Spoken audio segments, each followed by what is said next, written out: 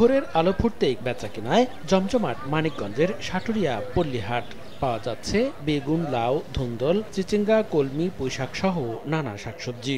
সপ্তাহব্যাপী টানা বৃষ্টিতে জলাবদ্ধতায় সবজি নষ্ট হওয়ায় এর প্রভাব পড়েছে বাজারে। প্রতি কেজিতে দাম বেড়েছে ৫ থেকে ৮ টাকা পর্যন্ত।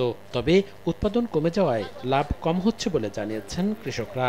ধুন্দুল ২৫ টাকা করে দাম কয়, মানে ইয়াতে আমাকে হইতাছে না। আগের থেকে দাম একটু বাড়ছে আর কি। দাম একটু বেশি হলেও পোষাচ্ছে না, বুঝছেন, ধরলে সে পোষায়। বৃষ্টি থেকে গাছও মরে গেছে। লাউয়ের মূল্য ৩০ থেকে ৪০ টাকা পাবো, কিন্তু সেটা আমরা পাইতেছি না। বৃষ্টির জন্য আমাদের ফলন নাই, কিন্তু খুব একটা লাভবান না। বৃষ্টি না থাকলে লাভবান একটু বেশি হতাম। প্রাকৃতিক কিছু দুর্যোগের কারণে আসলে সবজির পরিমাণটা কম বেশি হয়, গৃহস্থ এদিক থেকে কিছুটা ক্ষতিগ্রস্ত হচ্ছে।